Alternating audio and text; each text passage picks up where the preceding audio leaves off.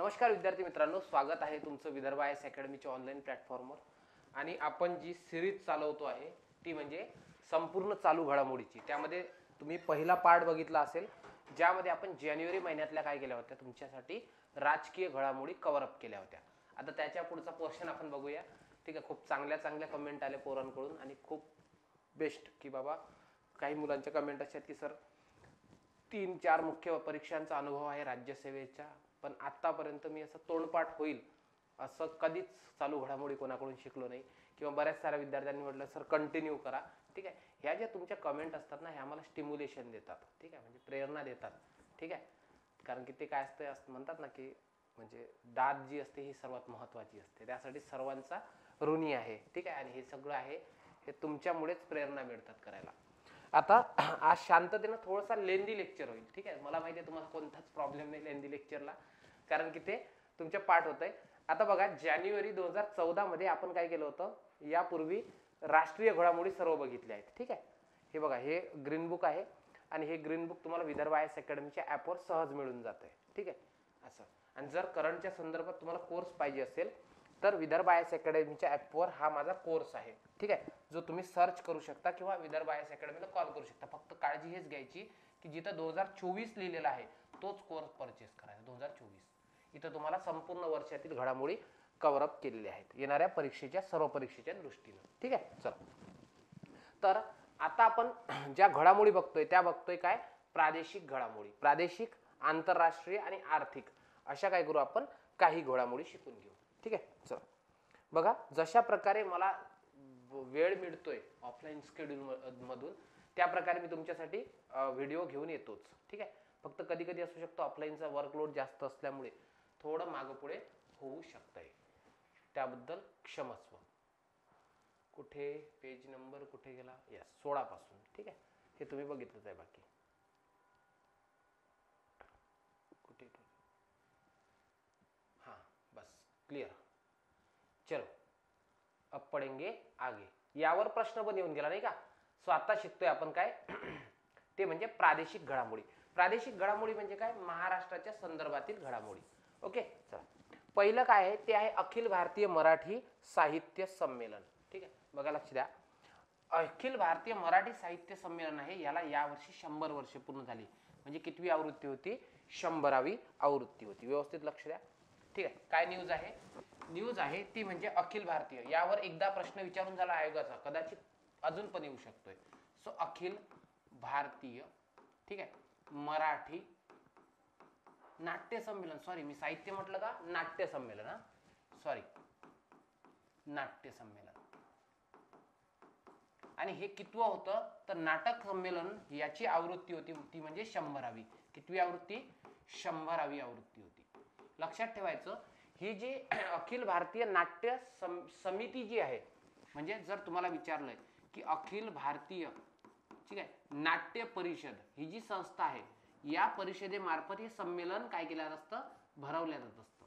संस्थेचं नाव काय आहे, संस्थेचं नाव आहे अखिल भारतीय नाट्य परिषद. आणि लक्षात ठेवायचं, ही जी परिषद आहे या परिषदेचे अध्यक्ष कोण आहेत तर ते आहेत ज्येष्ठ नाट्यकर्मी. काय नाव आहे त्यांचं, प्रशांत दामले. माहिती आहे ना तुम्हाला, प्रशांत दामले. क्लिअर. म्हणून लक्षात ठेवायचं की अखिल भारतीय नाट्य परिषदेचे अध्यक्ष कोण, प्रशांत दामले सर. आणि यांच्यावर प्रश्न विचारून झाला आहे समाज कल्याणला. आता काय म्हणतंय, अखिल भारतीय नाट्य संमेलन कुठं भरलं, कितवं भरलं तर 100वी एडिशन होती. कितवी, 100वी होती. ठीक आहे, बघा, अखिल भारतीय नाट्य मराठी नाट्य संमेलन 2023. ठीक आहे, 2023 होतं आणि 100वी आवृत्ती होती. कोणाद्वारे आयोजित केला जाते, कोणातर्फे तर ते आयोजित केलं जातं ते म्हणजे अखिल भारतीय मराठी नाट्य परिषद. ठीक आहे, आणि त्याचे सध्याचे अध्यक्ष कोण आहेत, प्रशांत दामले सर आहेत.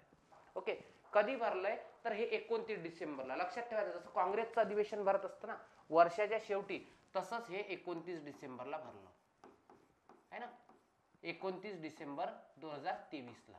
आणि इथून नांदी झाली. लक्षात ठेवायचं, हे एका प्रकारे ग्रंथ दिंडी प्रमाणे झालं. म्हणजे ते नाही का दिंडी, इथून तिथे इथून तिथून या सिटी मधून फिरते, तर अशा प्रकारे याची सुरुवात झाली सांगलीवरून.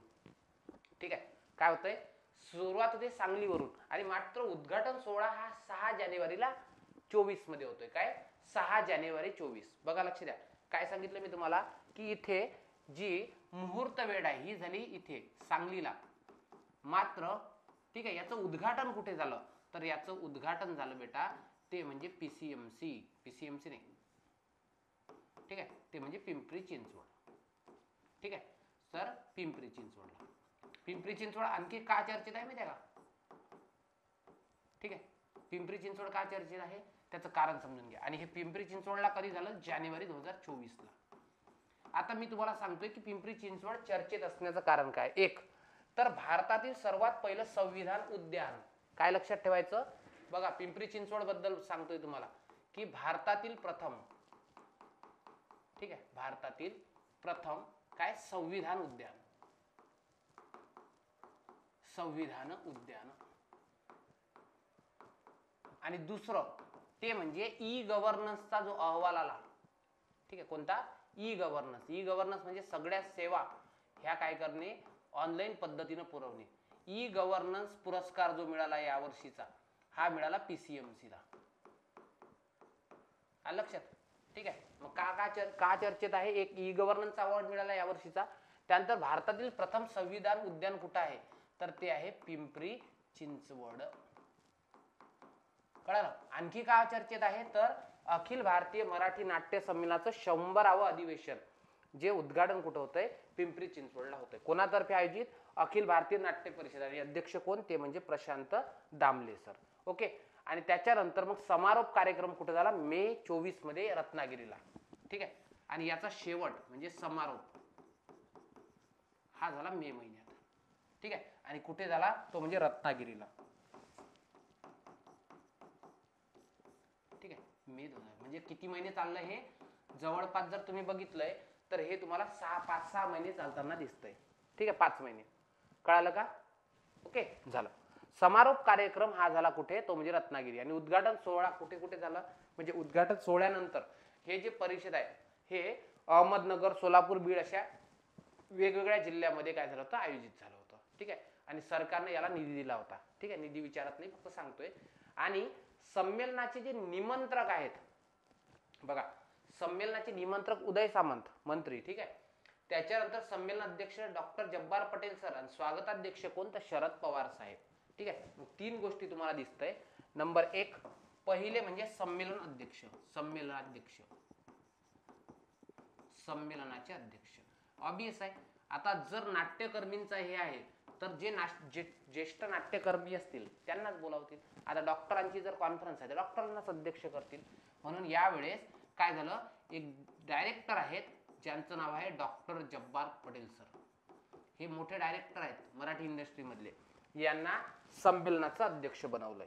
त्याच्यानंतर आपण स्वागताध्यक्ष म्हणजे यांचं स्वागत करण्यासाठी स्वागताध्यक्ष कोणाला बनवलं. आता मला सांगा, पुण्यामध्ये, ठीक आहे, पीसीएमसी असेल पुण्यामध्ये, तुम्हाला माहिती आहे राजकीय वर्चस्व असणारे कोण, शरद पवार साहेब. सो शरद पवार साहेबांना बघा बरं, पॉलिटिकली घेऊ नका, मी तुम्हाला फक्त एक सांगतोय की फक्त ट्रिकसाठी सांगतोय की बाबा पुण्याच्या फॉर्मेशन मध्ये काही सुरुवातीच्या काळात त्यांचं योगदान होतं एवढंच, ठीक आहे. नाही तर म्हणाल सर राजकीय अध्यक्ष असं काही नाही, फक्त ट्रिकसाठी सांगतोय तुम्हाला की बाबा पुण्यातले एक ज्येष्ठ राजकारणी म्हणून त्यांना स्वागताध्यक्ष बनवलं. आणि निमंत्रक जे असतात हे मंत्री असतात मोस्टली, जे निमंत्रण पाठवतात. ओके, जे निमंत्रक कोण होते, उदय सामंत.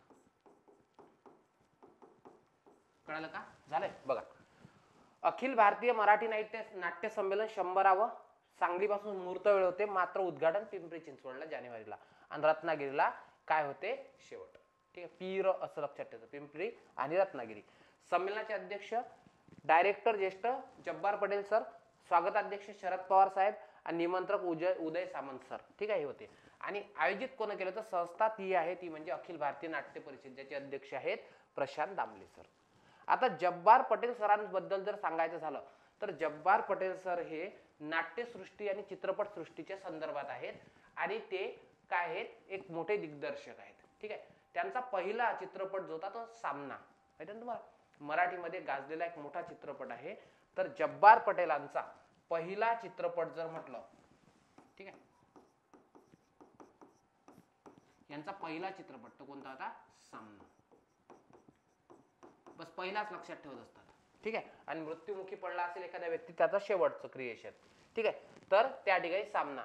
आणि थिएटर अकॅडमी त्यांची आहे, जे काय करतायत जे. ओके चालेल. त्यानंतर काही ठिकाणी त्यांना काही पुरस्कार मिळाले, ते मोस्टली विचारले जात नाही. ठीक आहे. अनेक सारे चित्रपट वगैरे त्यांनी तयार केले आहेत. आता आहेत मागील वर्षात झालेले काही संमेलन.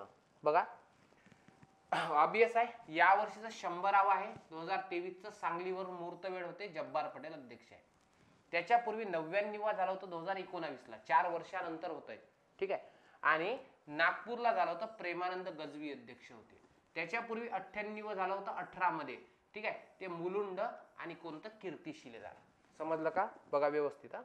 काय काय सांगितलं संमेलनाच्या लेटेस्ट आवृत्ती 98. आता 98चा 18 करायचा 2018. समजलं. 99 ते करायचं 2019. हा बघा, हा 8 हा 9 होतंय ना पाठ. ठीक आहे.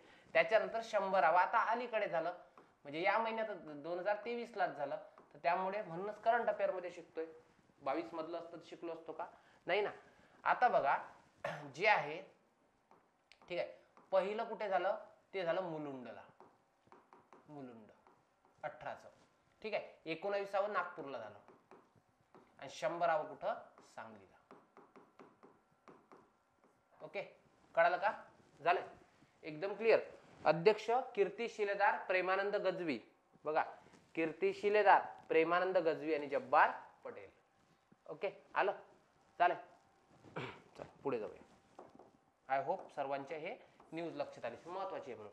हे मराठा साहित्य संमेलन विचारत नसतात. ठीक आहे. पुढे जाऊया.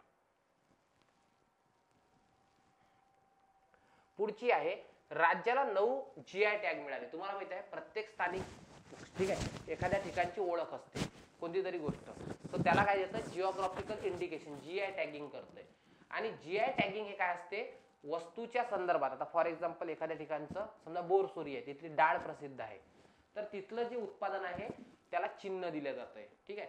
आणि मग ते त्याची काय करते ओळख, म्हणजे त्याचं टॅगिंग असते. म्हणजे फॉर एक्झाम्पल गणपती बाबा कुठले प्रसिद्ध आहे, तर पेनचे असं. ठीक आहे. मग आता एक लक्षात ठेवायचं की 9 GI टॅगिंग मिळालं. कोणाकोणाला मिळतंय बघा, लक्ष द्या. पेनची गणेश मूर्ती, पेनची गणेश मूर्ती. तुम्हाला माहिती आहे आपण लहानपणी होतो ना, तेव्हा आपण काय करतो, पेन वगैरे कोणते खरेदी करा त्याच्यावर असं गणेशाचं चित्र आहे, छोटा गणेश नसतो का, तो ॲनिमेटेड गणेश तसं. मग लक्षात ठेवायचं पेन कशाचा, तर गणेशाचा. ओके. तर पेनची गणेश मूर्ती. कास्तीचा कोथिंबीर, कोथिंबीर कशी असते, स्वस्त असते. स्वस्त कास्त, स्वस्त कोथिंबीर. ठीक आहे. त्याच्यानंतर जालन्याची ज्वारी. तुम्हाला माहिती आहे जालन्याची ज्वारी फार प्रसिद्ध आहे. सीड कॅपिटल ऑफ इंडिया जर कोणाला म्हणत असते तर जालन्याला म्हणतात. आणि जालन्याची ज्वारी प्रसिद्ध आहे, जाजा. आणि अशी ज्वारी आहे की जी असतं ना, जे पक्षी असतात ते काय करतात, ते असं म्हणतात, ते कणीस असतं ना, ते कणीसाला चाटतात. याचा अर्थ काय होते, दाणे चोरतात, खातात. तर ते त्यांच्या चोचीनही फुटणार नाही अशी ती ज्वारी आहे, टणक असते. ठीक आहे. सो याला म्हणतात जालन्याची ज्वारी. बघा लक्ष द्या. सर्वात पहिले काय, पेन गणेश मूर्ती झालं पाठ. कसं, पेनावर गणेशाची मूर्ती, गणेशाचं चित्र. त्यानंतर कास्त कोथिंबीर, स्वस्त कोथिंबीर, जालन्याची ज्वारी. त्याच्यानंतर काय, तुळजापूरची कवड्यांची माळ. हे सर्वांनाच माहित असेल. तुळजापूरला गेल्यानंतर लोक काय करतात, कवड्यांची माळ, तिथं देवीचे उपासक वापरतात, ती कवड्यांची माळ असते ती. ठीक आहे. बदलापूरची जांभूळ.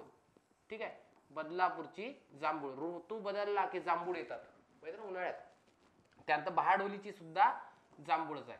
बदलापूरची जांभूळ आहे आणि बहाडोलीची सुद्धा जांभूळच आहे. ठीक आहे. त्याच्यानंतर जर तुम्ही बघितलंय तर तुम्हाला काय दिसेल, तुम्हाला दिसेल त्या ठिकाणी, एक मिनिट, बोरसुरी डाळ. तुम्हाला माहिती दररोज डाळ खाऊन आपण बोर होतो नाही का. ठीक आहे. मेसवाले खाऊ घालतात, बिचारे अत्याचार करतात. बोरसुरी डाळ. ठीक आहे. पान चिंचोलीची चिंच. आता नावात चिंचोली, चिंचोली चिंच. ठीक आहे. कुंथलगिरीचा खवा, कुंथलगिरीचा खवा, गीर गाईच्या दुधापासून बनवलेला खवा. झाले पाठ 9च्या 9. हे 9 इंडिकेशन आहेत. ठीक आहे. मोस्टली प्रश्न येत नाहीत, मेन्सला जर आले तर येतील, प्रिलिम्सला नाही येत. अब बाई समजलं तिसरी बात, तिसरी मुंबई.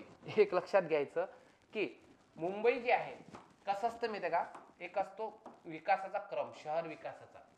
शहर विकासाचा क्रम कसा असतो पोरांनो, की फॉर एक्झाम्पल समजा हे सिटी आहे. ओके. ही सिटी आहे मुंबई. ठीक आहे. ही मुंबई सिटी आहे.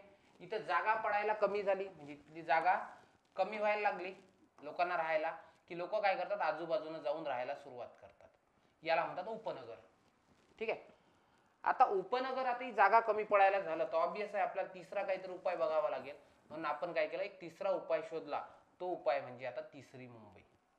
कारण की मुंबई आतापर्यंत झाल्या, एक होतं मुंबई शहर जे मूळचं होतं ते शहर, त्यानंतर तिथे जागा कमी पडल्या पुढे आपण सब अर्बन उपनगर तयार केलं.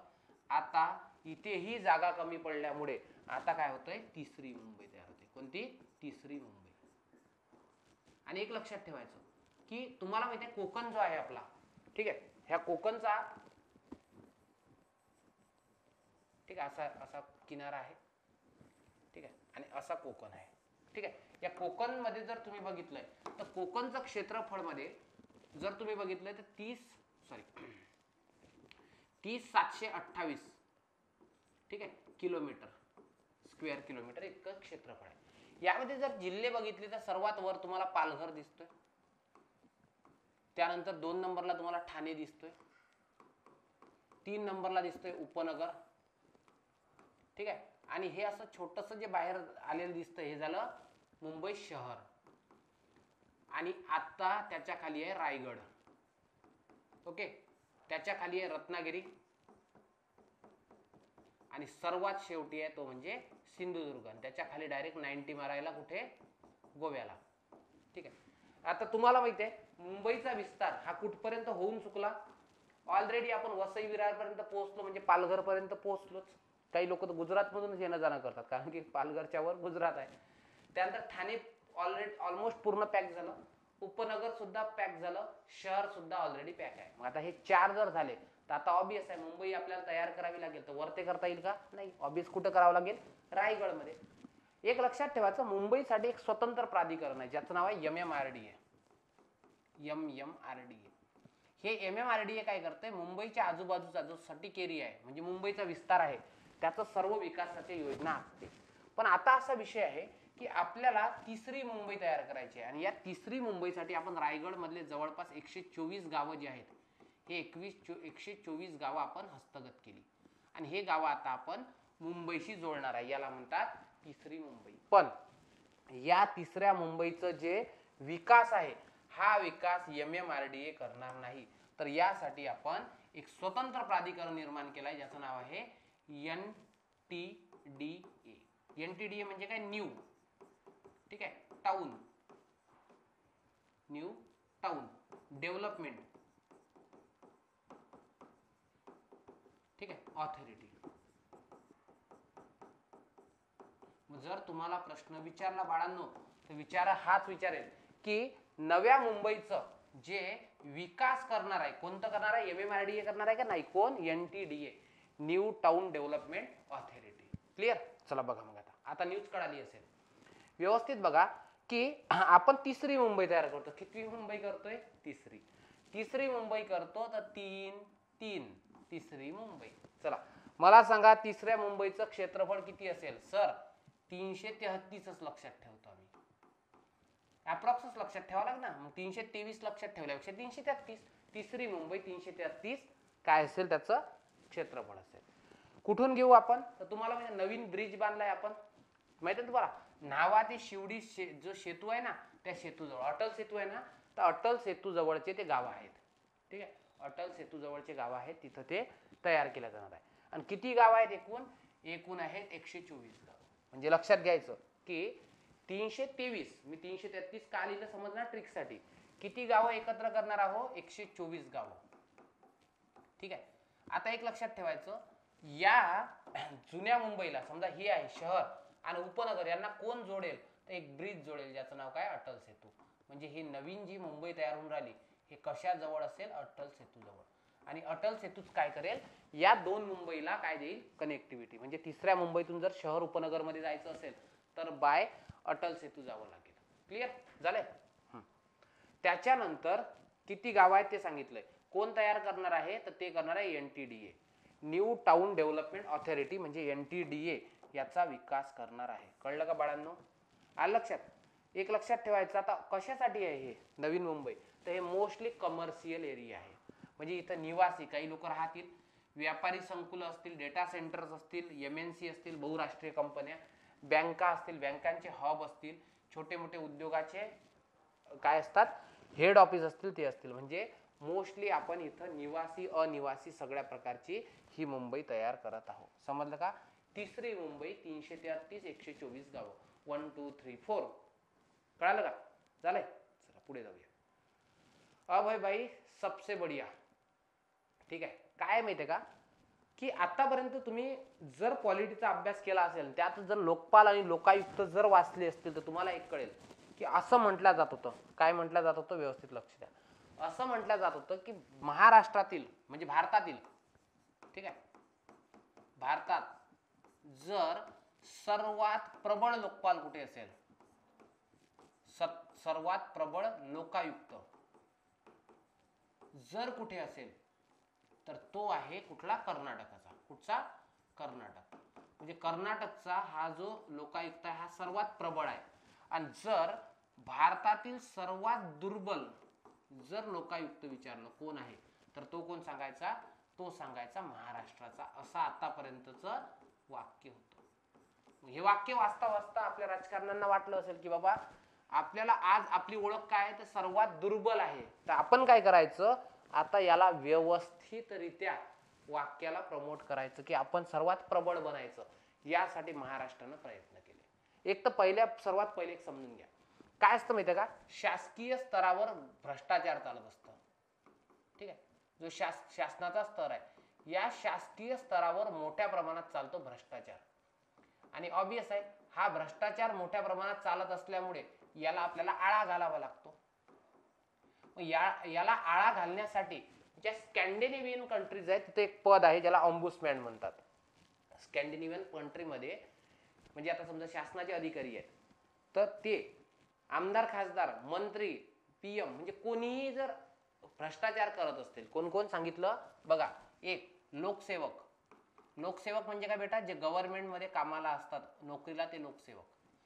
त्याच्यानंतर दुसरं ते म्हणजे लोकप्रतिनिधी म्हणजे MP, खासदार आणि MLA आमदार. त्यानंतर सगळे मंत्री, ठीक आहे, आणि खुद्द PM. समजा हे जर कोणत्याही प्रकारचा भ्रष्टाचार करत असतील तर यांच्यावर कारवाई करण्यासाठी भारतात एक कायदा आहे ज्याला आपण काय म्हणतोय? Prevention of corruption act 1988. कोणता? प्रिव्हेन्शन ऑफ करप्शन ऍक्ट, भ्रष्टाचार प्रतिबंधक कायदा 1988. आणि या कायद्यानुसार मग यांची काय करावं लागते? चौकशी करावी लागते. यांच्यावर जर भ्रष्टाचाराचे आरोप असतील तर यांची चौकशी करणे आणि चौकशी करून यांना शिक्षा देणे. यासाठी जे पद आहेत हे दोन प्रकारचे पद आहेत. एक असतं केंद्रीय. समजा केंद्राचे अधिकारी असतील तर त्यासाठी वेगळं पद आहे. राज्याचे अधिकारी कर्मचारी असतील तर यासाठी राज्य पातळीवर वेगळं पद आहे. म्हणजे बघा समजा सेंट्रल गव्हर्नमेंट मधले अधिकारी कर्मचारी आहेत क्लास 1 पासून तर D पर्यंत, ग्रुप D पर्यंत, शिपायापर्यंत. केंद्राची MP आहेत, केंद्राचा मंत्री आहे आणि PM आहे. यांना या कायद्याअंतर्गत चौकशी करण्यासाठी केंद्रावर एक पद आहे. राज्याचे कर्मचारी आहे सचिवापासून तर तुमच्या गावच्या चपराशापर्यंत. त्यानंतर तुमची MLA, विधान परिषद आणि विधानसभेचे दोन्ही, तुमचे मंत्री आणि तुमचा CM. या सर्वांना चौकशी करून शिक्षा करण्यासाठी दोन पद आहेत. तर या पदाचं नाव असं आहे, केंद्रासाठी जो असतो त्याला लोकपाल म्हणतात. काय म्हणतात? लोकपाल. आणि राज्यासाठी जो असतो त्याला काय म्हणतात? लोकायुक्त म्हणतात. समजलं? राज्याचा असतो लोकपाल, हे लोकायुक्त, आणि केंद्राचा असतो लोकपाल.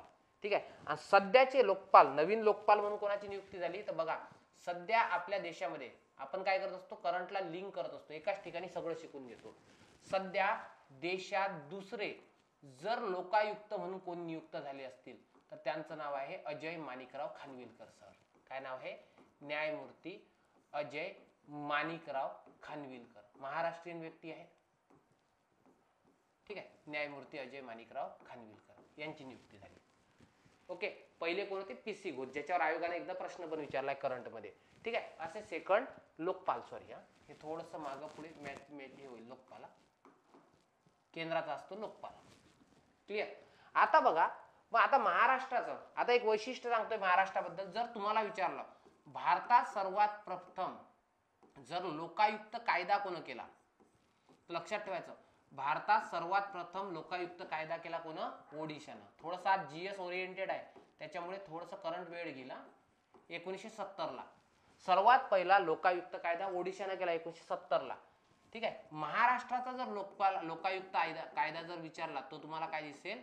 1971. महाराष्ट्राचा कधीचा आहे? 1971. पण लक्षात ठेवायचं यांनी फक्त कायदा केला, लोकायुक्ताची नियुक्ती केली नाही. Maharashtra become first state, Maharashtra हे पहिलं राज्य आहे की ज्या राज्यानं काय केलं? लोकायुक्ताची निवड केली. बघा मी परत एकदा सांगतोय, जर लोकायुक्त कायदा करणारं पहिलं राज्य जर म्हटलं तर कोण आहे? ओडिशा. पण लोकायुक्ताची निवड आता कायदा करून होत नाही ना, त्या व्यक्तीची निवडही करावी लागते. जसं आपण लोकपाल म्हणून अजय खानविलकर सरांची केली, तसं लोकायुक्त संस्था ही निवड करणारं पहिलं राज्य कोणतं आहे? महाराष्ट्र. आलं लक्षात? सगळे प्रश्न विचारतात. मग आता एक लक्षात घ्यायचं, सर्वात इम्पॉर्टंट महत्वाचा मुद्दा हा आहे की सर या संदर्भात कायदा कोणता आहे भारतात? तर भारतात जो या संदर्भात कायदा आहे, ज्या कायद्याचं नाव आहे लोकपाल व लोकायुक्त अधिनियम व लोकायुक्त अधिनियम. ठीक आहे. आणि हा अधिनियम आहे 2013चा. कधीचा आहे? 2013चा. आणि लागू कधी होतोय जर विचारलंय, हा कायदा कधी केला तर हा, आणि लागू कधी होतोय तर तो जानेवारी 14 मध्ये. कधी होतोय? जानेवारी 2014 मध्ये. क्लिअर? गेटिंग माय पॉइंट? एवढे मुद्दे समजले सर्वांना कशासाठी हे पद असतं? ठीक आहे, झालं. आता एक लक्षात ठेवायचं, आतापर्यंत महाराष्ट्राची ओळख होती दुर्बल. आता महाराष्ट्राची दुर्बल म्हणून का ओळख होती याच्या मागचे तुम्हाला रिझन सांगतो, रिझन बिहाइंड, की सर दुर्बल म्हणून ओळख असण्याचं कारण काय होतं. सर्वात पहिले लक्षात घ्या, हे पद काय करतंय? शासकीय स्तरावरच्या सगळ्या भ्रष्टाचाराला आळा घालतंय. पण महाराष्ट्रामध्ये मुख्यमंत्री जो होता, हा मुख्यमंत्री लोकायुक्ताच्या कक्षेत नव्हता. ठीक आहे, कक्षेत नव्हता याचा अर्थ काय होतोय की त्याची चौकशी करण्याचा अधिकार नव्हता. म्हणजे महाराष्ट्राचा लोकायुक्त सर्वांची चौकशी करेल, पण कोणाची करणार नाही? मुख्यमंत्र्यांची. आणि दुसरं, जे राज्याचे मंत्री आहेत हे सुद्धा काय नव्हते? कक्षेत नव्हते. आता ऑब्वियस आहे, म्हणजे हे कशाची चौकशी करत असतील? फक्त माहिती का? आमदारांची आणि त्याच्यानंतर फक्त कर्मचाऱ्यांची. मग हा महाराष्ट्रावर जो मोठ्या प्रमाणात आक्षेप केला जात असते त्याला उत्तर देण्यासाठी आपण काय केलं बेटा? या कायद्यात सुधारणा केली. आपण काय केलं? या कायद्यात सुधारणा.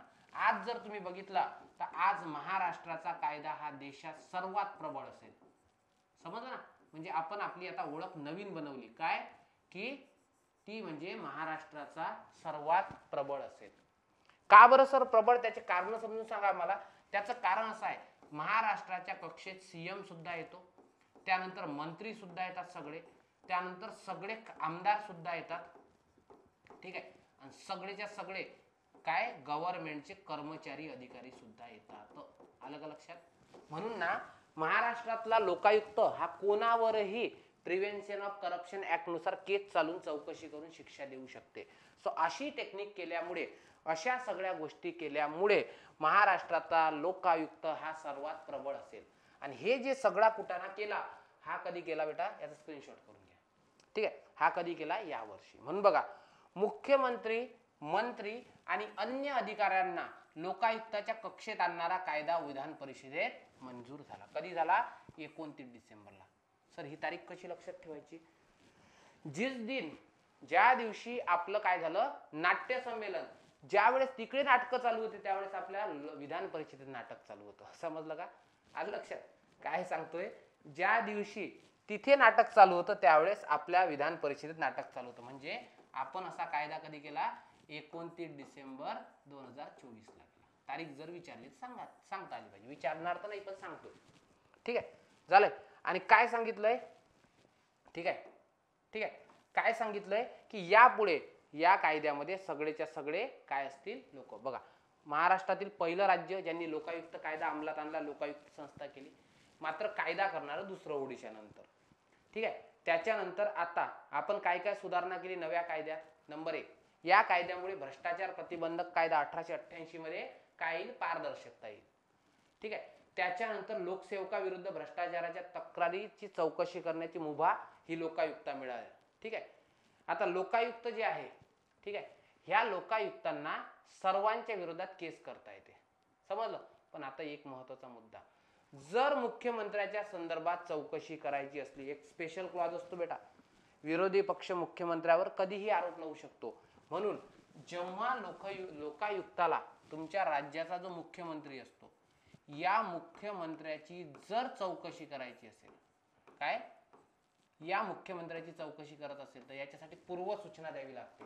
याच्यासाठी रीत काय माहिती आहे का? यासाठी पद्धत अशी आहे की विधानसभेने काय केला पाहिजे, ठराव केला पाहिजे की आमच्या राज्यातील मुख्यमंत्र्यांवर चौकशी चालवा. आणि हा ठराव किती असला पाहिजे, 2/3 बहुमत. 2/3 म्हणजे समजते ना, विशेष बहुमत. का माहितीये का? कारण की विरोधी पक्षाला तर वाटलंच पाहिजे मुख्यमंत्री भ्रष्टाचारी आहे, पण आपल्याही पक्षातल्या लोकांना वाटलं पाहिजे. म्हणून जोपर्यंत विधानसभा असा ठराव पारित करून लोकायुक्ताकडे काय करत नाही, शिफारस करत नाही, तोपर्यंत त्याला त्याची चौकशी करता येत नाही. ही पूर्वअट आहे. समजला का क्लॉज? हा प्रश्न विचारला जाऊ शकते. मंत्र्यांची, MLA ची अशी चौकशी करायची असेल तर अशी अट नाही, डायरेक्ट त्याच्यावर तशी कारवाई चालू होते. समजलं का? आलं लक्षात? सो हे काय होतं, हे झालं. ओके चालेल. आणि मंत्र्यांच्या बाबतीत जर करायचं असेल तर मंत्र्यांच्या बाबतीत मंत्रिमंडळाच्या शिफारसीनुसार राज्यपालाची परवानगी दिल्यानंतर. समजलं का? काय सांगितलंय, जर मुख्यमंत्र्यांची चौकशी करायची असेल तर काय करायचं, अशा प्रकारे.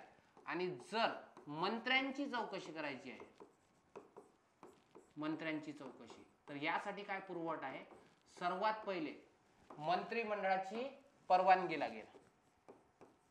मंत्रिमंडळ ठराव करेल, म्हणजे तेच मंत्रिमंडळ करेल की आमच्यापैकी एक मंत्री आहे यांची चौकशी करा. आणि दुसरं, राज्यपालाची पूर्व परवानगी पाहिजे. काय पाहिजे, राज्यपाल पूर्व परवानगी. म्हणजे समजलं का तुम्हाला? करंट वाचत असताना GS तुमचं खूप चांगलं पाहिजे. ज्याचं GS चांगलं असतं त्याला करंट अफेअर चांगलं समजतंय. लक्षात? कारण की हा टॉपिक तुम्हाला क्वालिटीमध्ये आहे. ठीक आहे. मंत्र्यांच्या बाबतीत असं पाहिजे. ओके झालंय.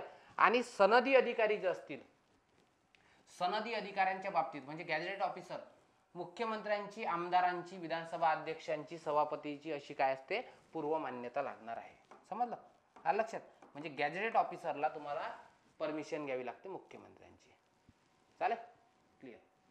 नंतर आहे राज्याचं औद्योगिक धोरण. आता काय असतं, केंद्र औद्योगिक धोरण मांडत असतं तसं राज्य सुद्धा आपलं औद्योगिक धोरण मांडत असतं.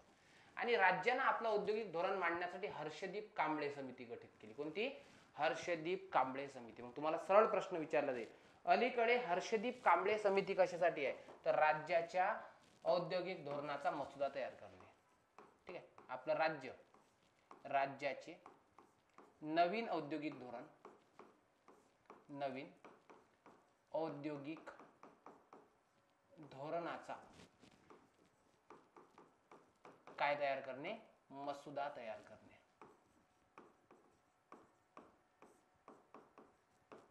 ठीक आहे. आणि कोणती समिती आहे बेटा? समिती आहे हर्षदीप कांबळे. कोणती? हर्षदीप. कसं लक्षात ठेवायचं की आपल्या राज्यातल्या औद्योगिक क्षेत्राला काही हर्ष येतो, हर्ष म्हणजे आनंद होईल की अशा प्रकारचा नवीन समिती गठीत झाली, हर्षदीप कांबळे समिती. ओके क्लिअर झालंय? चल एक मिनिट बघता, शांततेत समजून घ्या बरं.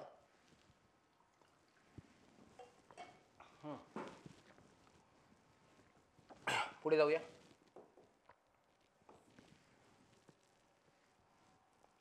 पुढची न्यूज आहे राज्याचा नवीन सहकार धोरण. बघा, केंद्राच्या सहकार धोरणासाठी सुरेश प्रभू समिती आणि राज्यासाठी अनिल कवडे समिती. बघा आता आणखी दोन समित्या आहेत. कोणत्या? बघा, सहकार धोरण, नवीन सहकार धोरण आणणे, सहकार क्षेत्राच्या संदर्भात सहकार धोरण मांडणे.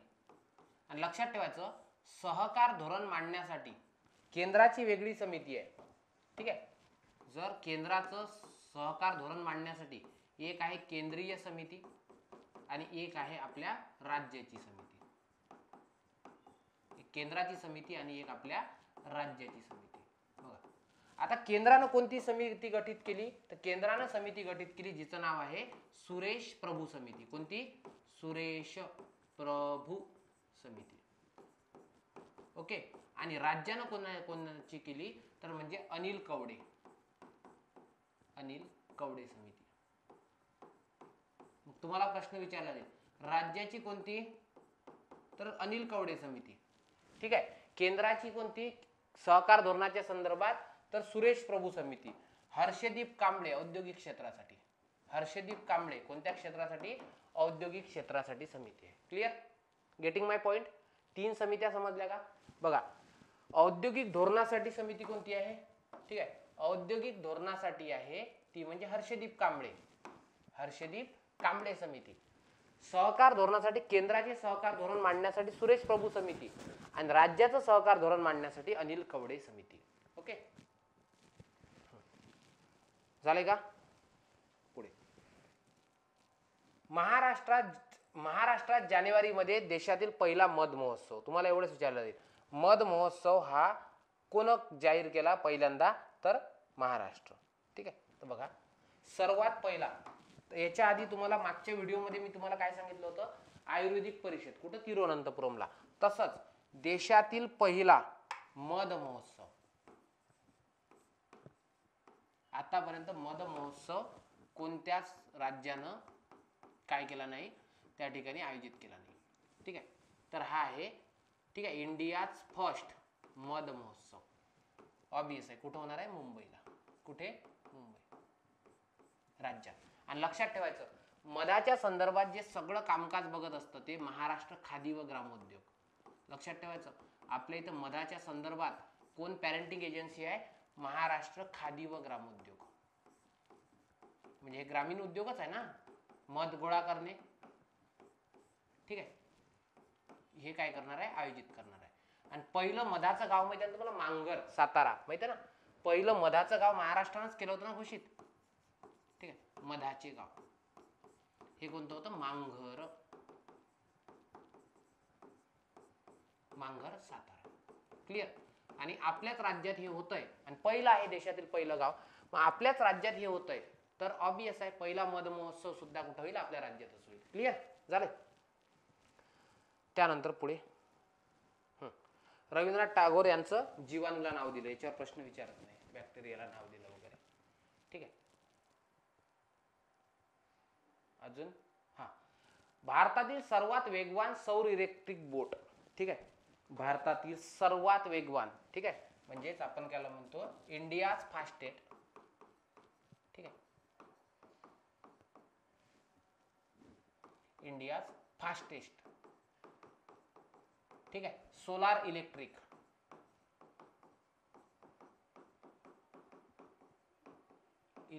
बोट.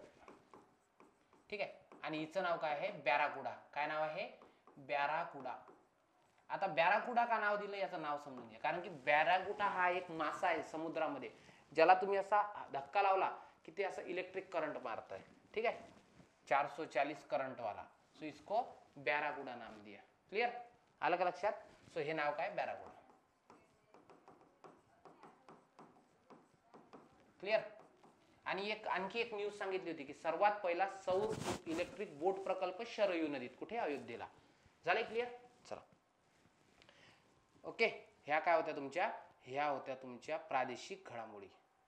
आय होप सर्वांच्या पाठ झाल्या. आता पुढे जाऊया. ठीक आहे,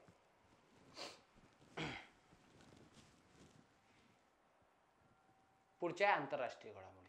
आता आंतरराष्ट्रीय घडामोडी जे आहेत, ठीक आहे, काय आहे? चीनच्या बेल्ट अँड रोड इनिशिएटिव्ह मध्ये इटली या देशानं माघार घेतली. ठीक आहे, तुम्हाला माहिती आहे ना, चीनचा एक इनिशिएटिव्ह आहे. कोणता? ठीक आहे, याला म्हणतात बेल्ट अँड रोड इनिशिएटिव्ह. ठीक आहे, चीनचा प्रकल्प आहे. भारताचा आधीपासून या प्रकल्पाला काय आहे? विरोध. ठीक आहे, चीनचा प्रकल्प आहे. ठीक आहे, belt and road initiative. Belt and road initiative हा जो प्रोजेक्ट आहे याला पूर्वीपासून भारताचा विरोध आहे. कारण की भारताच्या विरोधात भारताचा व्यापार वगैरे असेल हे कमी करण्याच्या संदर्भात समजून घ्या की एक अशी स्ट्रॅटेजिक पॉलिसी आहे. कोणाच्या तर्फे? ते म्हणजे चायनाच्या तर्फे. मग याला काय आहे? भारताचा सतत विरोध आहे. ओके, आणि याच्यात बरेच सारे देश जुळले. आता ऑब्वियस आहे बेटा, काय आहेत? मेलोनी ताई आहेत. ठीक आहे, मेलोनी ताईला मोदीजींनी सांगितलं की भाई यहाँ से माघार ले लो. ठीक आहे, सो मग इटलीनं काय केलंय?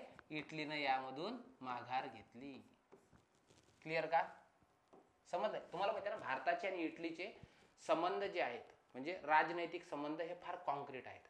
G20 समिट मध्ये असतील किंवा इटलीच्या सोबत आपली पार्टनरशिप फार पूर्वीपासून आहे इटली या देशासोबत, एक चांगला आपला सोबती आहे सुरुवातीपासून. तर आता काय झालंय, आता याचं कारण हे नव्हतं की भारताच्या सपोर्टमुळे, याचं कारण हे होतं की हा जो इटली नावाचा देश आहे या देशामध्ये ऑलरेडी मंदीची शिकार आहे. मी 2-3 गोष्टीत का बरं हा देश आहे याचं कारण समजून सांगतो. सर्वात पहिले एक लक्षात ठेवायचं, तुम्हाला माहिती आहे ना आर्टिफिशियल इंटेलिजन्स AI, आणि AIच्या संदर्भात मागच्या वर्षी एक ते आलं होतं, काय नाव त्याचं, चॅट जीपीटी नाही का, चॅट जीपीटी. ओके, हे जे चॅट जीपीटी आहे या चॅट जीपीटीवर सर्वात पहिला बंदी घालणारा देश जर म्हटलं, ठीक आहे, बंदी घालणारा देश पहिला तर तो कोणता आहे बेटा, तो आहे इटली. दुसरा, ठीक आहे, दुसरा महत्वाचा मुद्दा म्हणजे की इटली हा जो देश आहे याच्यात सध्या मंदीजन्य परिस्थिती आहे. ठीक आहे, म्हणजे मंदी तयार होण्यासारखी परिस्थिती आहे. सो मंदीजन्य परिस्थितीमुळे या देशानं काय केलंय, याला मंदी आहे, दुसरं म्हणजे या प्रोजेक्टवर जेवढे खर्च केले तेवढा त्याच्यातून आपल्याला आउटपुट मिळालं नाही, म्हणून त्या देशानं माघार घेतली. तिसरा महत्वाचा मुद्दा म्हणजे इटलीच्या संदर्भात लक्षात ठेवायचं, इटलीमध्ये गेल्या वर्षी 3 महिने एकाही बालकाचा जन्म नाही. ठीक आहे, एकाही बालकाचा जन्म नाही. ठीक आहे, सरकार घाबरलं आणि घाबरल्यानंतर त्यांनी समिती गठीत केली की बाबा क्या हुआ लोगों को, कशात लोकांचा इंटरेस्ट का गेला बघा, 3 महिने झाले एकही बाळ जन्माला आलं नाही.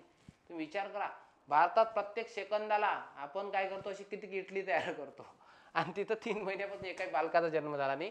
सो इटलीनं, ओके, सो ह्या 2-3 गोष्टी इटलीच्या संदर्भात लक्षात ठेवायचं, म्हणजे ते लोकसंख्येच्या अशा स्तरात आहे म्हणजे लोकसंख्या घटण्याची चिन्ह आहेत. क्लिअर झालंय.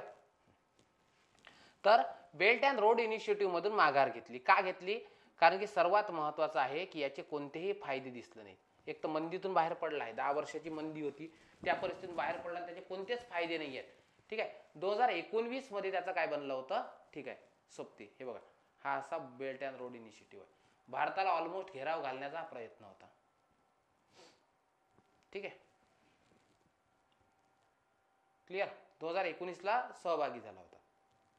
पुढे आहे ते म्हणजे कतारची न्यूज. तुम्हाला हा कतारची न्यूज काय विचारला जाईल माहिती का, अलीकडे कोणत्या देशामध्ये भारतीय अधिकाऱ्यांची फाशी रद्द झाली, तर कतारमध्ये.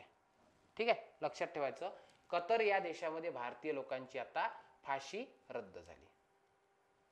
ठीक आहे, आता एक सर्वात महत्वाचा मुद्दा हा लक्षात ठेवायचा की आपण काय करतोय, ठीक आहे, इंटरनॅशनलायझेशन ऑफ रुपीज करतोय.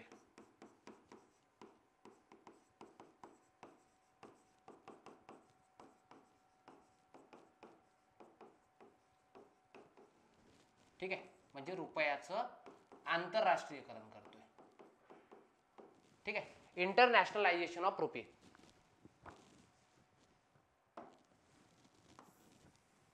ठीक आहे, थोडंसं स्पेलिंग मिस्टेक झालं बरं, आता मी काही खोडत नाही ते.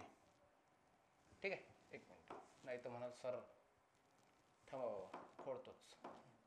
ठीक आहे,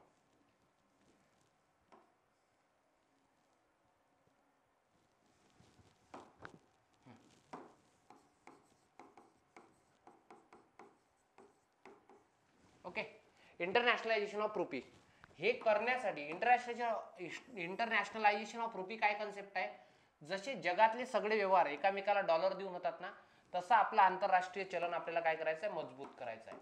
यासाठी इंटरनॅशनलायझेशन ऑफ रुपी यासाठी सरकारने एक कार्यगट नेमला होता.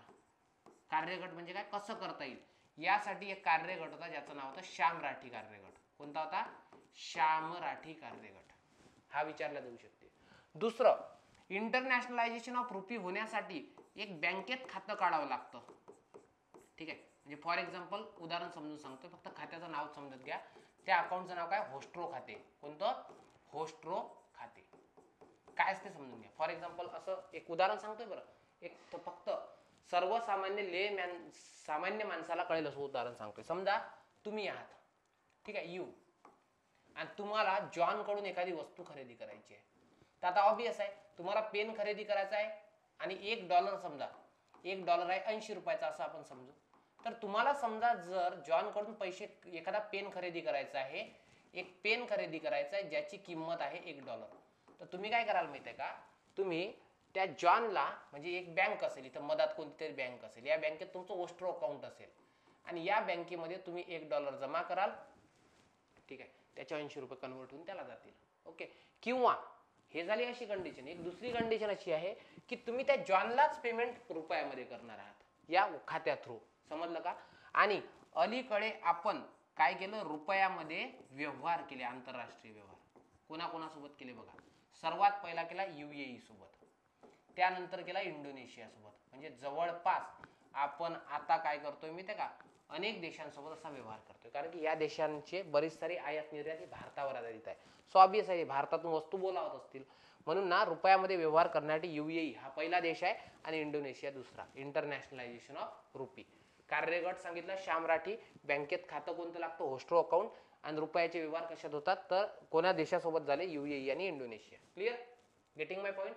चल पुढे आलं का लक्षात? हे झालं काय, आंतरराष्ट्रीय घडामोडी. ठीक आहे. आता पुढे, आता आर्थिक घडामोडी आहे. आता आर्थिक घडामोडीमध्ये ह्या महत्वाच्या न्यूज नसतात की किरकोळ महागाई 5.55 हे काही विचारत नाही. ठीक आहे. त्यानंतर निव्वळ काय झालंय, निव्वळ प्रत्यक्ष कर संकलन काय झालं. तर बघा लक्ष द्या, निव्वळ कर संकलन जे आहे हे चालू आर्थिक वर्षासाठी काय झालंय, 17% वाढ झाली फक्त. हे विचारत नाही. हा, हे विचारेल. उत्तर प्रदेश ही भारतातील सर्वात मोठी इकॉनॉमी. ठीक आहे, लक्षात ठेवायचं. काय म्हणतंय, उत्तर प्रदेश ही भारतातील सर्वात मोठी दुसरी इकॉनॉमी. लक्षात ठेवायचं, इंडियाच्या जर, ठीक आहे, इंडियाची इकॉनॉमी जर म्हटलं तर तुम्हाला माहित आहे इंडियाच्या इकॉनॉमी ही कितवी आहे, जगात 5व्या नंबरची इकॉनॉमी. एक लक्षात ठेवायचं, मी तुम्हाला करंट बेस काही डेटा सांगतो. ठीक आहे, लक्षात ठेवायचं, जर तुम्ही इकॉनॉमीची रँकिंग विचारली तुम्हाला की बाबा कोणती इकॉनॉमी किती नंबरला आहे, याची रँकिंग सांगा. ठीक आहे, तर तुम्हाला रँकिंग कशी दिसेल माहिती आहे का, नंबर 1 सर्वात पहिले रँकिंग दिसेल ती म्हणजे USA ची. ठीक आहे, 2 नंबर रँकिंग दिसते चायनाची. ठीक आहे, 3 नंबर जी दिसते ती दिसते तुम्हाला जर्मनी. ओके, 4 नंबर जे गेली आता ती झाली जापान, कारण की जापान आता काय होऊन राहिलं, बुद्धांचा देश असल्यामुळे त्यांची इकॉनॉमी आता खाली खाली चालली. आणि 5 नंबरवर आहे ती म्हणजे इंडिया. आलं लक्षात? सो असं तुम्हाला दिसतंय. 2027 पर्यंत आपण 3 नंबरला जाऊ का, त्याचं कारण समजून घे, मी तुम्हाला गुगलवर दाखवतो. एक काही मला तुम्हाला फॅक्ट शेअर करायचे आहेत. आता जर इंडियामध्ये म्हटलं तर इंडियामध्ये फर्स्ट जर म्हटलं तर महाराष्ट्राची इकॉनॉमी. कोणाची? महाराष्ट्र. आणि सेकंड जर म्हटलं तर ती UPची आहे. कोणाची? UP. क्लिअर? समजलं का? आता तुम्हाला एक मुद्दा दाखवतोय, हा मुद्दा बघून तुम्ही चकित व्हाल. बघा व्यवस्थित लक्ष द्या. मी तुम्हाला काय सांगतोय, इकॉनॉमी रँकिंग गुगलवर दाखवतोय.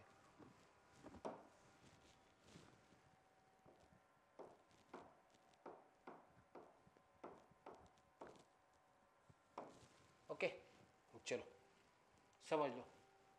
ही बघा, समजा आपण 2024 ची बघू.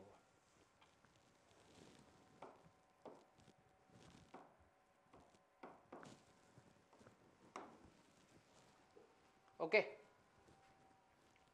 वर्ल्ड. ठीक आहे, वेगवेगळ्या संस्था आहेत, फक्त एक उदाहरणासाठी सांगतोय. हे बघा, ही रँकिंग आहे ट्रिलियन डॉलर मध्ये असते. कशात असते? Trillion dollar. अमेरिका बघा किती ट्रिलियन डॉलर आहे, 28.78 ट्रिलियन डॉलर. बघा वेगवेगळ्या संस्थेची असते. मी परत एकदा सांगतोय, ज्या संस्थेची ओपन केली त्या संस्थेचं नाव मला माहित नाही, फक्त उदाहरण दाखल सांगतोय. तर या संस्थेची म्हणजे USA ची इकॉनॉमी आहे 28.78, म्हणजे जवळपास 29 ट्रिलियन. किती आहे बाळांनो? 29 ट्रिलियन डॉलर. ठीक आहे, असं आपण म्हणू. क्लिअर?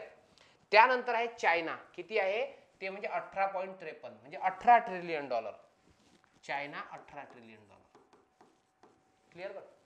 त्यानंतर पुढे जर तुम्ही बघितलंय तर तुम्हाला दिसतंय जर्मनी 4.59, जापान 4.11, भारत 3.93. म्हणजे बघा बेटा, एक कंडिशन अशी होती, आयफोन कंपनीचा जेवढा टर्नओव्हर होता ना तेवढी भारताची इकॉनॉमी होती. म्हणजे भारत जेवढं कमावतं तेवढं फक्त एक आयफोन कमावते, अशी कंडिशन होती. म्हणजे जगातली जास्तीत जास्त संपत्ती यांच्याचकडे आहे. आलं का लक्षात? म्हणून ना आपण ही 3.93 इथं आहे ना, आपण जास्तीत जास्त कुठं जाऊ? यांच्यापर्यंत जाऊ. आपल्याला 18 व्हायला 28 व्हायला कितीतरी वर्ष लागतील अजून. एवढी मोठी इकॉनॉमीचा आकार आपला बनणार नाही. कळालं का तुम्हाला? ठीक आहे. नंतर मग UK येतंय, फ्रान्स येतंय, ब्राझील येतंय, इटली येतं, कॅनडा येतं. समजलं. असं असतं. म्हणून ना देशात मोठमोठ्या कंपन्या असाव्या लागतात. यांचा का बरं 28 आहे, कारण की याच्याकडे मोठमोठ्या कंपन्या आहेत. त्या कंपन्यांची सम म्हणजे इकॉनॉमी असते. आलं लक्षात. सो आता कुठं आपण $5 ट्रिलियन इकॉनॉमीचे स्वप्न बघणं चालू केले. क्लिअर झालंय. क्लिअर का, समजलं का? अजून अजून अजून अजून ठीक आहे. हे काय होतं, हे इथपर्यंत. ठीक आहे. आता महत्त्वाचे पुरस्कार इथून तर आपण कंटिन्यू करणार नाही. एक नेक्स्ट पार्ट घेऊन येऊ, त्याच्यामध्ये महत्त्वाचे पुरस्कार वगैरे तुम्हाला शिकवतोय. हे लेक्चर कसं वाटलं जरूर कळवा. ठीक आहे. चांगला अभ्यास करा. कंबाईनच्या दृष्टीने जितकं डिलिव्हर करता येईल तितक्या प्रकारे करू. एखादा फास्ट ट्रॅक व्हिडिओ जरी बनवता आला तरीही ते बनवण्याचा प्रयत्न करू. ठीक आहे. Thank you so much. Keep study. जय हिंद.